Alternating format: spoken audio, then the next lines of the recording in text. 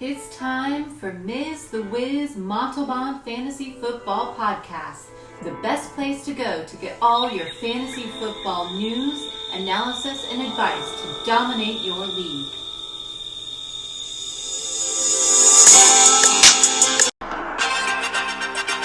Hi, you're listening to Ms. Montalban. I'm here today to bring you the latest signings, injuries, and breaking news. Thank you for joining me. Let's get started. Week 2 was a wild week. Really wild. And it started off, obviously, with the Giants-Washington football team game. Giants took the lead, thought that they might pull out the victory. And then here comes Taylor Heineke. Dustin Hopkins nails the field goal. The Washington football team ends up winning by 1. And you got to feel a little shaky about Washington. Like, they were early season favorite next to the Cowboys to really do some damage in the NFC. And they're not looking like the team that we thought they were. The defense has been a little shaky. Fitzmagic has been hurt. So we'll see how that shakes out. Bears, Bengals, Burrow throwing those 3 picks on 3 straight passes. Man, that was a blow. And, Roquan Smith returning one for a touchdown. And the difference was a field goal.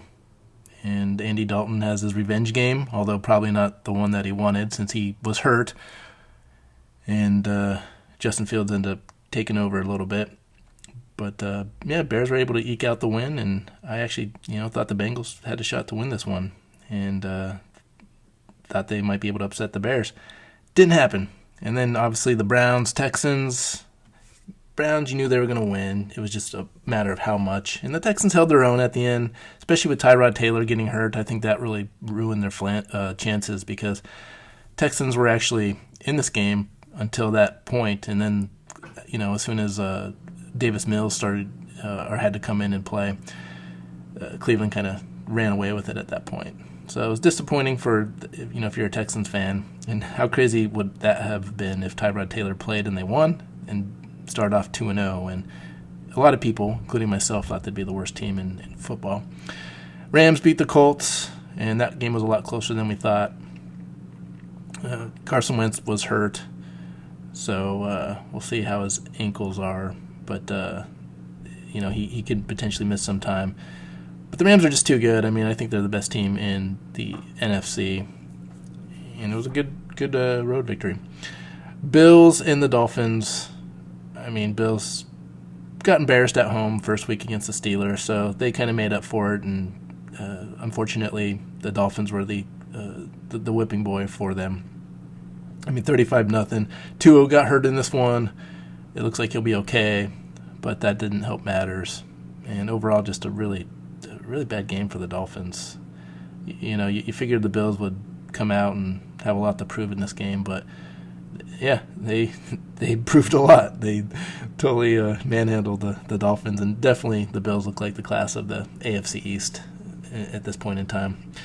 Patriots beat the Jets. That defense was amazing. 4 interceptions by Wilson. You knew it was going to happen. Patriots defense is too good, especially for a rookie quarterback like Wilson. 49ers, Eagles. Disappointed by the Eagles. Thought they might be able to score a little bit more. And what's up with the 49ers running backs? Elijah Mitchell got hurt. Now Jermichael Hasty came in, and then he's banged up. Feels like if you're going to run the ball for the 49ers, you're going to get hurt. So I'm definitely taking out some insurance policies on my if I get signed by the 49ers to play running back, because I'm probably not going to last the season in one piece. It hasn't seemed to be the case in years now. Dating back to, a couple years ago even. So this is an ongoing thing. I don't know why it's a thing, but it is. But they were able to get the victory, and that's all that matters. When, and it was by Jennings from Garoppolo, and Jennings is definitely a piece of the fantasy football equation that you didn't expect to see score a touchdown. But you really got to tip your cap to Deebo Samuel. I mean, he's on a Jerry Rice type pace so far this season, and everyone was high on Brandon Ayuk, and here comes Deebo Samuel being like, well, I'm still here, and I'm still good, and really being that guy for the Niners. Raiders upset the Steelers, and it wasn't so much the upset. Steelers had a lot of, pretty much half their defense injured. So, Steelers take pride in their defense, but definitely when you're playing with half your team being backups, it's going to show. And the Raiders, I tipped my cap to them. They played really well, and although they weren't able to rush the ball till late, I mean, basically they took advantage of the fact the Steelers were trying to take Waller out of the game and really used Ruggs and Edwards and Renfro, all their other pieces to move the ball. And Derek Carr looks like a top 5 quarterback this year, it's scary. And I think the Raiders win this week too, so they could potentially be one of the few final undefeated teams when this is all said and done. Panthers, Saints, I mean, Panthers looked a lot better than we thought they would. I mean, everyone had the Saints winning this one.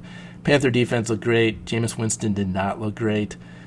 And, I mean, when you got Christian McCaffrey, I mean, that offense is – you have Christian McCaffrey. That's all we need to say. And I've actually been impressed with Sam Darnold and his management of, how he's getting the ball to everybody. Robbie Anderson first week, and then DJ Moore, Terrace Marshall. We're still waiting for an appearance. I thought maybe he'd do more, but it's a long season. And that's something else I want to kind of touch base on. A lot of overreaction after 2 weeks of the season. Like, oh, drop this guy, pick up this guy, and, this. Why didn't I think of getting this guy over this guy? It's a long season, and football's a game of attrition. So, the decision that you thought you made wrong right now could actually have been the right decision if you give it, another 10 weeks. So just be patient, see how it plays out, and it's not a time to panic right now.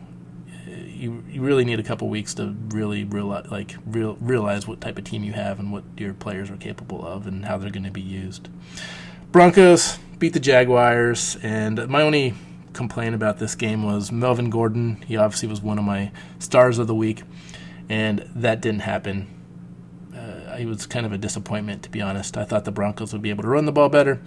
They didn't, but Fant and Tim Patrick got some touchdowns, and the Broncos look good. And they're another undefeated team. Cardinals, Vikings, the only thing I'll take away from this game is the Vikings looked better than I thought. I thought the Cardinals were going to run away with this one easily and embarrass the Vikings. Vikings actually should have won if it wasn't for that last-second miss. So Rondale Moore had that huge 80-yard touchdown. It looked great. And again, it's like, jump on the Rondale Moore bandwagon. And I get it. He's a rookie and he's exciting. But, again, too early. There's, some of these other rookies might end up being the better play. We just don't know yet. Buccaneers, Falcons. This game played out how we thought it would. Buccaneers dominated the Falcons. And Tom Brady, throwing to everybody. He kind of ignored Mike Evans first week. So he's like, here, Mike Evans, here's a couple touchdowns. Gronk, oh, here's another 2 touchdowns. Godwin, hey, here's another touchdown. The only one that didn't score was Antonio Brown. Ronald Jones, sorry. He's the guy that Arians was building up, and we didn't believe that facade, and it proved to be correct because he didn't have a game at all. Cowboys, Chargers. This game was really close. Dak Prescott didn't have a bad game, but Tony Pollard and Ezekiel Elliott definitely had good rushing games. And this one, Chargers, I mean, they had their shot, and for whatever reason, the Chargers find more ways to lose than any team I've ever seen in the NFL, and they were able to manage to pull a loss out of a win yet again in this one. Titans, Seahawks. Crazy game. I thought the Seahawks would win this one. Derrick Henry was the difference maker, of course. Monster game. Really high scoring on both sides, and really am down on both of these defenses right now. But instead of DK Metcalf, Tyler Lockett had the game of the week for the Seahawks. Did really, doing Tyler Lockett things early in the season. And Julio Jones looked like he was going to score a touchdown. It went to video review, and they took it away from him. So I just think it's Julio Jones. He can't score. They're not going to let him score. It's just unfortunate. Ravens-Chiefs game, that was crazy. Lamar Jackson gets off the schneid, beats the Chiefs. Really high-scoring game. Lamar Jackson started off rusty with the 2 picks and looked pretty bad, and then just, was their number 1 running back, basically. Chiefs, on the other hand, Kels is there, Mahomes to Kels all day. Pringle, Robinson, they got into the act, so it was good to see. But Ravens were able to pull that game out. And then tonight, the Packers and the Lions. I mean, Aaron Jones scoring 4 touchdowns. Unbelievable. You knew that they were, after the egg they kind of laid the first week, that they were going to come out on all cylinders. And, man, Aaron Jones 4 touchdowns, that's all I have to say. Aaron Rodgers was just throwing dimes everywhere. Like, that pass to Robert Tonyan was just amazing. The previous play before that was, to Devontae Adams was just right on the money. It's just, Aaron Rodgers was in the zone. And, the Lions were kind of in this game. I felt like if they just kept kicking field goals on 4th down instead of trying to go for it, and then, made better plays on 4th down on the times they did go for it, they could have been in this game and actually covered the spread at least. But, they didn't. They went down there like 3 times and weren't able to get any points out of it because they didn't make it on 4th down. So that's the way it goes sometimes. And this game was a little bit closer than the score would indicate. But Packers go 1-1. Lions are winless. So, but I will give the Lions credit. They're playing a lot better than I thought they would. I thought they'd be a worse 0-2 than the 0-2 they are now. So hats off to them. Breaking news, signings, all this type of things. Really, it just comes down to the Raiders. Derek Carr had an MRI on his ankle. He should play, but Josh Jacobs isn't going to be as fortunate. He's looking like he's not going to play against Miami this week. So it's going to be more Kenyon Drake. So get ready for that. Not that they need Josh Jacobs. I mean, the Raiders' rushing attack looks not very good, but the way Derek Carr is slinging it, they don't really need a running game. Browns wide receiver Jarvis Landry, he won't miss time from his MCL sprain. That's good news because he, had his 1 target and obviously was hurt, but you expected big things from him last week, so hopefully he gets over that MCL sprain and becomes a bigger factor in this offense. We already talked about 49ers running back to Michael Hasty. He's week to week with his high ankle sprain. And just like all the other 49ers running backs, Elijah Mitchell is kind of the same way. The Dallas wide receiver Amari Cooper had some bruised ribs. That's kind of limiting him, so that might explain his, after his monster first week, why he wasn't as productive the second week. So, definitely monitor those ribs because if this becomes a thing, it might limit his production. And because he, has a production to do what he did that first week, and if these ribs are keeping him down a little bit, that's gonna definitely hurt your fantasy football teams if you have him on there.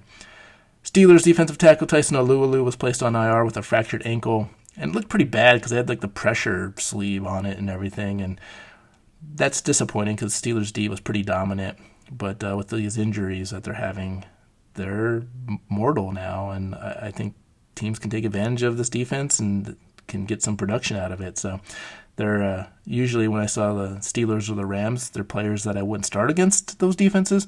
But again, with the Steelers now being so banged up, it's no longer the case. Broncos linebacker Josie Jewell was placed on IR with a torn pectoral. That's disappointing for the Broncos, but I don't think it affects their defense that much. Chubb and Von Miller are still there. So, I really, their secondary, even though it's young, it looks pretty dominant still. I'm not worried about the Broncos defense. Colts QB Carson Wentz is going through tests on his ankle, so we'll see what happens with those sprains. But, it could hold him back a little bit, so you definitely want to pay attention to that. It could hurt some of the production around him with some of those receivers. Especially if Jacob Eason has to go in there at any point. So just monitor that. But if Wentz is playing, he's I don't know. I definitely would be worried if I have Michael Pittman if this is a lingering issue all season. Eagles, we have a lot of Eagles news. Eagles guard Brandon Brooks will be placed on IR with a pectoral strain, and it's like the Brandon Bros because Brandon Brooks got on IR, and Eagles defensive end Brandon Graham was like, "I'll join you," and he gets on the IR with his ruptured Achilles. The difference is Brandon Brooks might be back. Brandon Graham will not be back. He's out for the year. So there'll be a Brandon party, in the tub in the training room during practice now, with both of them being hurt. And then Zach Ertz was placed on COVID-19 list, so that means he won't be in the training room. He won't be anywhere near the facilities. Dolphins QB Tua Tagovailoa test came back negative on his bruised sternum and should return. Good news, but it's not like the Dolphins were, having much offense with Tua at quarterback anyway. So, I guess it depends on how you look at it. If you're a fan of the Dolphins, you might be disappointed, and if you're not, if you're playing the Dolphins, it could be an exciting side note. Bears QB Andy Dalton avoided an ACL tear. It was feared that he might have one. He does not. And there's Matt Nagy running to his defense saying he's going to be the starting quarterback. I just think it's a matter of time before Justin Fields is a quarterback. I don't know, Andy Dalton might play this week, but if he doesn't, I just really feel like it's, how can you give the job back to him if Justin Fields even produces a little bit? This Bears offense looks horrible, and I don't understand Nagy's passion and dedication and loyalty to keep Andy Dalton as his quarterback. It's almost like it's his wife or something. Like, no, there's no other one. Andy's the one for me. Well, Matt, this you might go down with the ship on this one if you don't make the move sooner or later. Texans QB Tyrod Taylor is day to day with a hamstring injury, and I'm not sure he plays this Thursday. And to be honest, I don't think he will. So if Davis Mills is going to be the quarterback, I guess we'll talk about this in our preview, but this is not good news for the Texans. And, the Texans were showing some hope with Tyrod, and you can't be too excited about if Davis Mills has to play. But Danny Amendola, Nico Collins, they didn't practice. They're injured, so we'll see if they end up playing Thursday. There seems to be a lot of injured pieces for the Texans on a short week, and that's never good news. And then we'll finish it out with the biggest news. The Vikings cut tight end Brandon Dillon. Everyone thought that he would be a part of the solution with Conklin with Irv Smith Jr. being out for the year. And instead they traded for Chris Herndon. Now Brandon Dillon is the odd man out, and he's no longer on the team. Probably will be signed to the practice squad or something, but that does it for our breaking news. Let's get to our GOATs of the week, shall we? All right, the GOATs of the week. We'll start off with the number 3 quarterback, GOAT of the week, Lamar Jackson. And I'm going to be honest, I didn't think I would be sitting here today talking about Lamar Jackson after the beginning of the game, watching him throw those 2 interceptions, and really just looking discombobulated.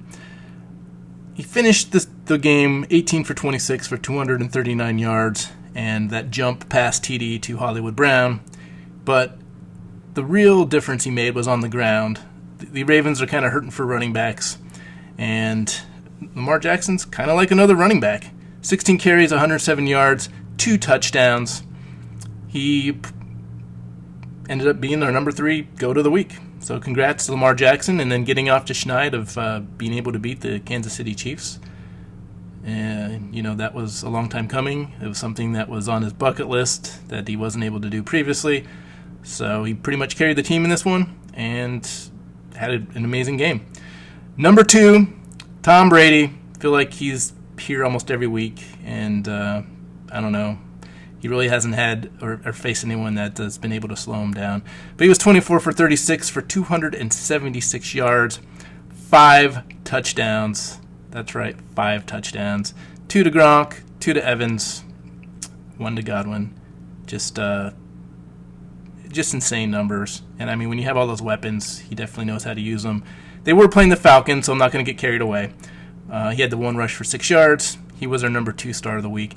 And then our number 1 star of the week, and needed every bit of these yards and points in this one, as they won by 1 point against the Vikings. It's Kyler Murray of the Arizona Cardinals, 29 for 36 for 400 yards, 3 touchdowns. Did have the 2 interceptions, but he also had 5 rushes for 31 yards and added another touchdown. So overall, again, the Cardinals, you thought they were going to dominate this one. It seemed to be closer than what you would have liked, and it actually came down to, the missed Minnesota Viking field goal, which in the clutch they seem to do quite often. But really good game by Kyler Murray. Running back, we have our old friend Christian McCaffrey at number 3 again, but the difference is this time he actually scored a touchdown, unlike week 1. He was 24 carries, 72 yards, 1 touchdown, and then he was targeted 6 times, but had 5 catches for 65 yards. And I just feel like you'll see McCaffrey on here quite a bit because, again, regardless on if he scores or not, he gets just such volume and, the yards. He just racks up the yardage. So, number 2, Tony Pollard. This is a surprise here because, this was supposed to be Zeke's big game. And Zeke had a pretty decent game, but Pollard, 13 carries, 109 yards, 1 touchdown. And then he caught all 3 of his targets for 31 yards. And, the secret's kind of out with the Cowboys. Tony Pollard's looking better than Ezekiel Elliott. And so I don't know if this is going to be something, kind of a thing of things to come. But, Tony Pollard was the second best running back of the week, of week 2. So he's a talented guy, and you need to run out and get him. Running back, Derrick Henry, number 1. And I'm pretty happy he was on my FanDuel lineup, so he won me some money. But, 35 carries for 182 yards, 3 touchdowns, caught all 6 of his targets. And this is the thing. He usually doesn't get this many targets through the air. Did in this one, 55 yards, just a beast. When you get over 40 points in fantasy football, you're doing something right. And this is by far the biggest performance we've had at running back all year. It's been kind of a down year in regards to these big games by these running backs, but Derrick Henry, not only did he have a big game, he had a monster game, and he definitely deserves our number 1 GOAT of the week. Wide receiver, we have a lot of options here, but number 3 is Mike Evans. Targeted 9 times, only caught 5 of those, but he had 75 yards, scored 2 touchdowns. Really not much to say here, just an Mike Evans type game. Usually when he's ignored by Tom Brady, the very next game he has a type, one of these types of games where he's targeted a lot in the end zone, and it was the same in this one. Obviously against the Falcons, Tom Brady was able to do what he wanted, and he wanted to go to Mike Evans. Number 2, Tyler Lockett. I had the wrong receiver here. I was thinking it was going to be DK Metcalf, but, Lockett's on the team too, and he's just as good as DK Metcalf, if not more consistent. Targeted 11 times, had 8 catches for 178 yards and the 1 touchdown. Really had that bomb from Russell Wilson that he was able to outrun the defense on. Really good day by Tyler Lockett. And Tyler Lockett started the season strong last year too, and then kind of faded. So, we'll see if this is a pattern. But you can expect probably, a lot of good things to come in the next 6 weeks, and then we'll have to reevaluate where he's at. But Tyler Lockett always starts the season off hot, and he's doing it again this year. Cooper Kupp is our number 1 GOAT of the week for wide receiver. Targeted 11 times, had 9 catches for 163 yards, 2 touchdowns, and he's becoming Matthew Stafford's favorite receiver. He kind of had a down year last year, but of course, Jared Goff just couldn't get him the ball consistently. Stafford can, and Cooper Kupp is really, having 2 good weeks in a row, and he's looking like he's been undervalued a little bit this year if he keeps this up. So good game by Cooper Kupp, number 1. And then tight end, our number 3 GOAT of the week at tight end, Noah Fant. Targeted 6 times, had 4 catches for 33 yards and a touchdown. But this was kind of a bad week for tight ends because that was your number 3. 30 yards and touchdown. That's usually a handful of tight ends. But not in this one. There wasn't a lot of action from the tight end position, except for these next 2, which is number 2, Rob Gronkowski. Targeted 5 times, had 4 catches for 39 yards and 2 touchdowns. Basically, the Buccaneers' first 2 touchdowns of the game, and was pretty quiet after that. And it's probably because they're like, well, we don't need him anymore. We're up by like 21 points, so, why, let's go throw it to our other guys. So, he went off to a fast start, but then kind of cooled down as the game went along. And then our number one, Travis Kelce, targeted 8 times, had 7 catches for 109 yards, 1 touchdown. And Travis Kelce just doing Travis Kelce things. And he's our number one star of the week. And it's funny because Kelce and Gronkowski were here last week, and here they are again. So, a pattern's starting to develop on what tight ends are the ones you should be having and owning, and everyone else is just kind of in a crapshoot for that, the number 3 and 4 spots. But, slow start for tight ends so far this season. But that wraps up our GOAT of the week. Let's get on to the ghosts, because that's a little bit more fun. The Burke and Miz GOATs of the week. Here we go. Burke and Ms. the Wiz Montalban, Ghosts of the Week. Let's get this started. Now it's time for our Ghosts of the Week. And these are players that had disappointing week for sure. Starting off at quarterback, it's going to be Jameis Winston. I thought, the matchup was okay. I didn't expect him to have a big week, but I didn't expect him to have a horrible week. And, man, the Panthers really took it to the Saints. 11 for 22, 111 yards, threw 2 interceptions. The only thing that kind of saved him was he had 3 rushes for 19 yards and the 1 touchdown, but that was his only touchdown. And the Panthers just really dominated this game from front to back. And, I think I can speak for everyone saying that everyone probably thought the Saints were going to win this one pretty easily, and it was kind of the opposite. So we'll see how Jameis Winston rebounds from this week, because he had a really amazing week 1, and it's like who's the real Jameis Winston? We'll find out soon enough, but definitely has a really hot and cold start to the season.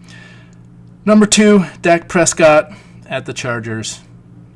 And it wasn't that he had a really bad day. I mean, he was 23 for 27 for 237 yards and had the 1 interception. But, Pollard scored, Ezekiel Elliott scored. It was, just one of those things where the running game was doing just as great as the passing game. They scored on the ground. So, a lot of those touchdowns could have went to Dak Prescott. They just didn't. And so even though, again, he kind of had an efficient day, not scoring those touchdowns really hurt fantasy owners, and he definitely didn't do Dak Prescott type things this week. So he's our number 2. And then our number 1 is Zach Wilson against the Patriots. Now, if you've been listening to these podcasts, I'm not a Zach Wilson fan, and I definitely don't think he's the future of the New York Jets. But the Patriots really made New York Jets fans believe that for this week anyways. 19 for 33, only 210 yards, 4 interceptions. I think he started off with like 2 interceptions right off the bat on his first 2 passes. It was just a horrible day. The Patriots dominated the Jets. Zach Wilson couldn't get anything going. Had 3 rushes for 19 yards. But he was negative. So if you happen to try to play him, which I doubt anyone did, you got negative points from Zach Wilson this week. So good job on that. Running back, number 3, Alvin Kamara at the Panthers. 8 rushes for 5 yards and then 4 catches for 25 yards on 6 targets. Really, you expect more from Alvin Kamara, but that whole Saints offense couldn't get anything going, and it was really disappointing. Especially with the, week 1 Alvin Kamara where there was a lot of promise. This was the opposite. Number 2, Clyde Edwards-Helaire, at Baltimore. I really wanted to put him here. 13 carries for 46 yards. Has there been a biggest disappointment than Clyde Edwards-Helaire since he's been drafted by Kansas City in the first round? He just doesn't show a burst. He's not that efficient on the ground. They're not using him too much in the passing game, if at all. And then he had that fumble at the end of the game when all they had to do was run out the clock and kick the field goal, which actually cost me my fantasy football week. I had the Harrison Butker as my kicker, and I'm like, yeah, I'm going to win this because they're going to kick a field goal. No, I didn't, or they didn't. Clyde Edwards-Helaire fumbled. Baltimore recovered, won the game, and I, in turn, lost my week. But I'm not bitter or anything. It's just Clyde Edwards-Helaire definitely is deserving of our Ghost of the Week. And then our number one is Ronald Jones. And I kind of predicted this, all the hype on Ronald Jones, like he's going to start, he's going to be our guy by Bruce Arians. He always does this. He's kind of pays lip service and tries to throw everyone off the scent. But he had 6 rushes for 27 yards, and then was targeted 3 times, had 1 catch for 9 yards. So pretty bad day for Ronald Jones. Wide receiver, Corey Davis scored 2 touchdowns last week. This week against the Patriots, targeted 5 times, had 2 catches for 8 yards. But that's more of an indication of how bad Zach Wilson was, more than Corey Davis. But, everyone suffers. Everyone eats and everyone starves. And in this one, Corey Davis was starving for sure. Jarvis Juice Landry is our number 2. What were the Browns doing? They won, of course. They won soundly, but Jarvis Landry had an amazing matchup and should have had a really big week. Instead, he was targeted once and had that catch for 9 yards. Just not you probably started Landry thinking you were going to have a big week, and you had to be really disappointed. But not any more disappointing than Laviska Shenault against the Broncos. Jaguars receiver was targeted 7 times. 7 times! Had 2 catches for -3 yards. So not only did he have that many targets, but he got negative points for your fantasy football team on top of that. So no one's going to beat Laviska Shenault as the number 1 Ghost of the week. Tight end, Tyler Higbee against the Colts. The Rams tight end had 1 target for 8 yards. And Tyler Higbee was, building up a lot of hype with Stafford throwing him the ball. And he hasn't been used much, if at all. So that's been kind of surprising, and hopefully this doesn't keep up, because if you're a Tyler Higbee owner, you got to start, worrying, and I'm sure you're panicking at this point. Number 2, Gerald Everett. But we kind of knew that. Titans were good at defending the tight end, and Gerald Everett was not supposed to have a good day. But, he made good with having that bad day by only having 1 catch for 3 yards on 2 targets. And there's not much to say here, because, again, this was one that we were kind of predicting. And then number 1 is Cole Kmet for the Bears against the Bengals. He was targeted once, had the catch, but it was for 0 yards. So it really didn't do your fantasy football team any good.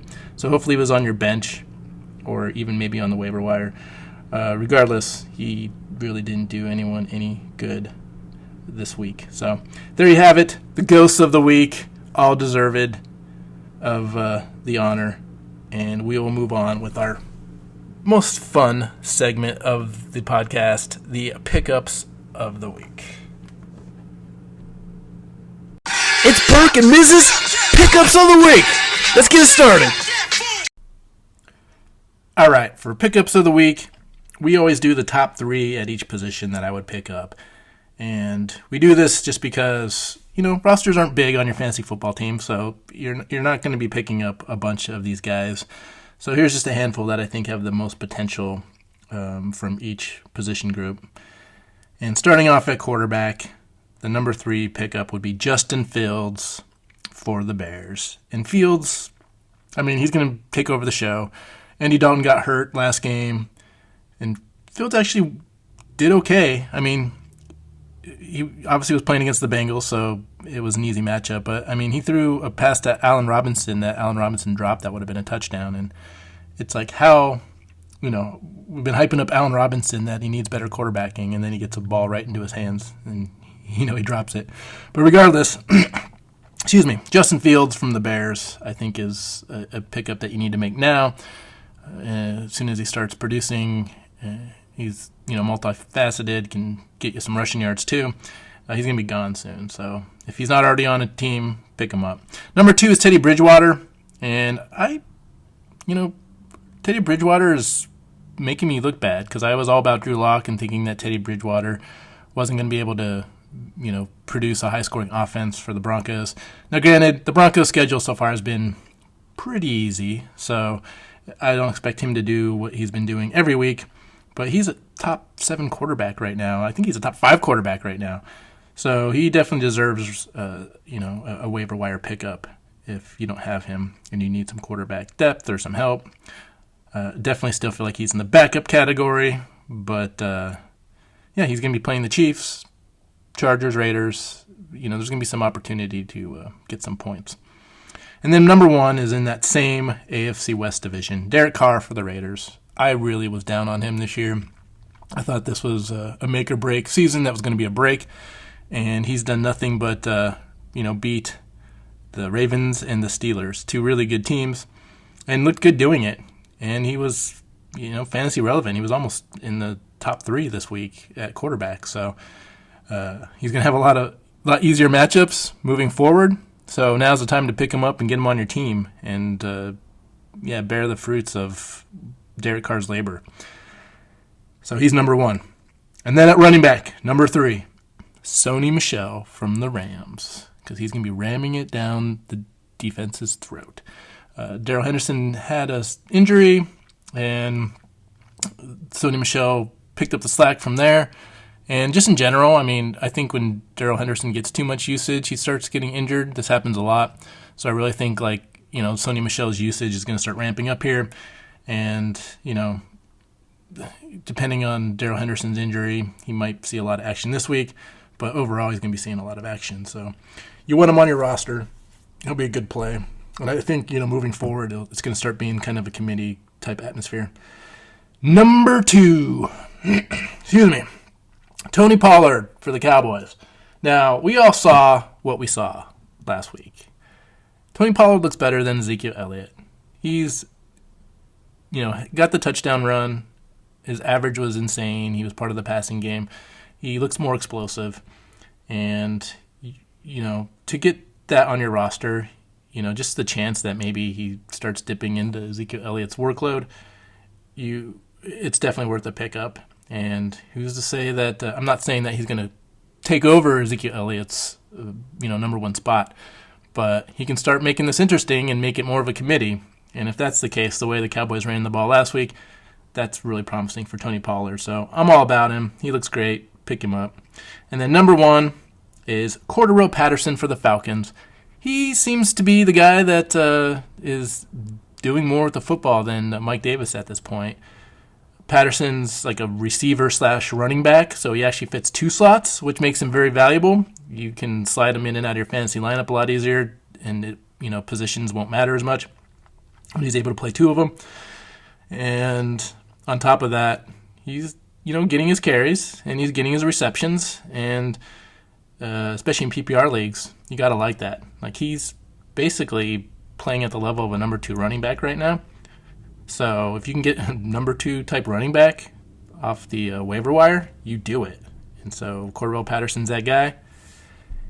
And pretty soon, a lot of people are going to jump on him, and you're going to be holding the bag wishing that you did. So I definitely feel like he's the number 1 pickup. Go get him right now.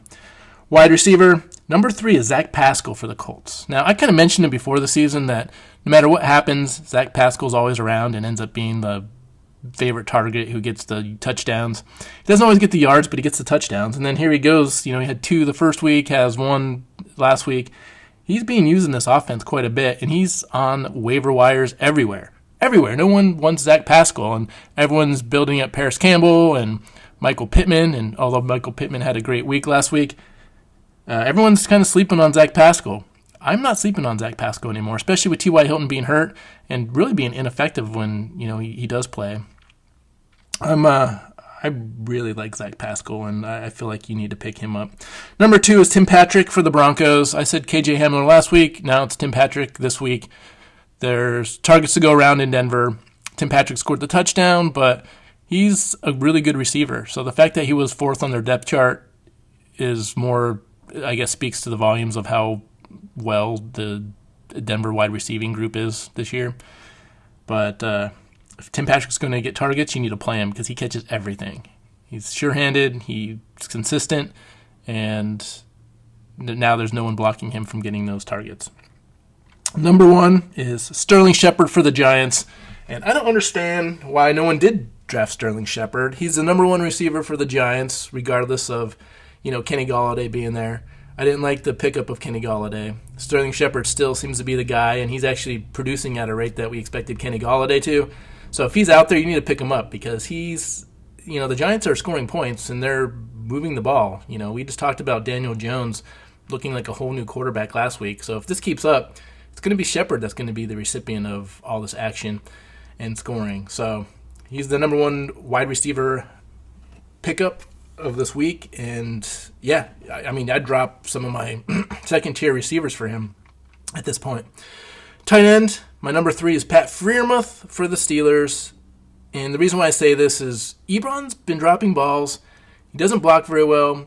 Freiermuth has actually been kind of like a 1A, 1B type situation at tight end, but he's been more productive and making more plays. Roethlisberger likes to use him. He's more sure-handed. I really think that he's going to come around and be the better tight end and the bigger target in the Steelers offense. So he's worth the pickup. And you can get him now while he's cheap off the waiver wire, but pretty soon someone's going to pick him up, and he has potential to really explode in this offense. So let's get Pat Freiermuth right now. Number 2, Hunter Henry for the Patriots. It's looking like what we thought. Jonnu Smith and Hunter Henry are both getting targets and getting play in this Patriots offense, so they're both relevant. I put Hunter Henry on here because there's still a large contingent of people or contingent of leagues that didn't draft Hunter Henry, and he's still available on the waiver wire. If that's the case, alleviate that mistake and pick him up right now. Yeah, he's going to be splitting time with Jonnu Smith on targets and those type of things, but if you look at the Patriots wide receivers, they're not very good. Patriots tight ends are pretty good. So I expect them to, the tight ends to get the majority of those targets in the passing game. And, they're kind of good defense matchup proof in a way. So, don't be sleeping on Hunter Henry anymore. Number 1 is Max Williams. Like Max Williams for the Cardinals. I liked him when he played for the Ravens. Didn't really pan out. And he got 7 targets last week. And he's their number 1 tight end. And in this offense, there's a lot of a lot of balls to go around between all the receivers and running backs and tight ends, and so I really think it's going to be a hit or miss situation. But he's the guy there; he's the number 1 tight end, and he's going to be getting all those receptions. So you get a whole season of Max Williams, as high scoring as that offense is. It's worth the gamble to grab him and have a tight end that potentially can get you a lot of points. So he's my number 1 in this whole tight end quagmire, especially with how bad they've been playing this year. So go out and get yourself a piece of Max Williams right now. So that does it for our pickups of the week. Get these pickups, prove your team, win your fantasy football week. That's all there is to it. Now let's get going to our Thursday night preview.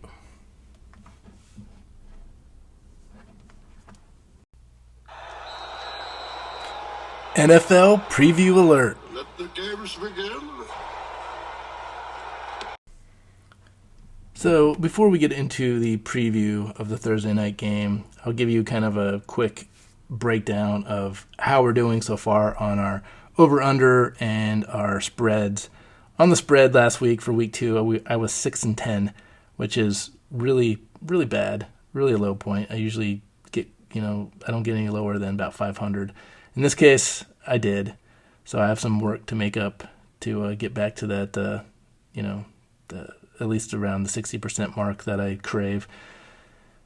However, on the over-under, I was 11-5, so I'm really getting a good feel for that so far this season. 19-13 overall for the season, so 6 above 500. You'll take that all the time. Look around, most people are around 500 on that as well. Now, it's a long season, so I don't want to get on my high horse yet. So, but overall, it's looking good for the over/under, and got some work to do on the point spreads. But having said that, we'll get into the Thursday night game. The Carolina Panthers at the Houston Texans. The Panthers are favored by 7. And I'm going to take the Panthers and give up the 7 points. there's too many question marks with the Texans. Is Danny Amendola going to play? Is Tyrod Taylor going to play? That's the biggest question, right? If he doesn't, is Davis Mills going to carry the Texans? I just don't see it. I definitely think there's going to be a defensive or special teams touchdown in this one, but I'm taking the Panthers in the 7, and then the over-under is 43.5. Give me the under. I really wanted to take the over, but with not knowing who's going to be even playing for the Texans, that's a recipe that I don't even want to try to solve and be able to make a meal with. So I'm going with the under on this one. I have most everyone on the bench, however.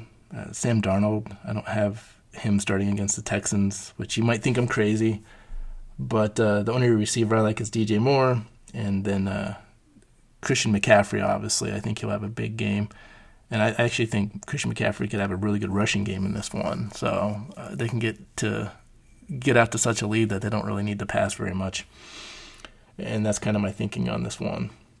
So, Terrace Marshall Jr., Robbie Anderson could be on the bench with Dan Arnold. And then on the Texans side, I have everyone on the bench. I mean, I don't trust anyone. The Panthers can stop the rush, so Lindsey, Ingram, and Johnson are not running backs that I feel confident in this week. And then, receiver-wise, who's even going to play? Chris Conley, maybe? Again, Brandon Cooks is the only guy that gets consistent targets and volume. So I would probably start Brandon Cooks because of his consistency. I do like how consistent he is. But outside of that, man, I'm not going any further with recommendations on starts outside of Brandon Cooks. Hate to do it. This Thursday night game might be kind of a bummer in regards to excitement if Davis Mills ends up playing quarterback. So we'll see. If Tyrod Taylor plays, I like maybe the over, but I don't think he's going to, and I got to make a decision now. So it's the under, and Panthers are going to end Thursday night undefeated. Can't wait.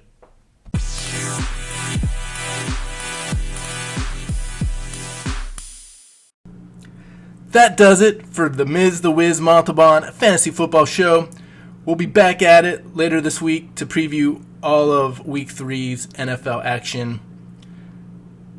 In the meantime, please follow us, like us, give us good reviews. It all goes a long way. We appreciate everyone listening that we've had so far. And in the meantime, cheers.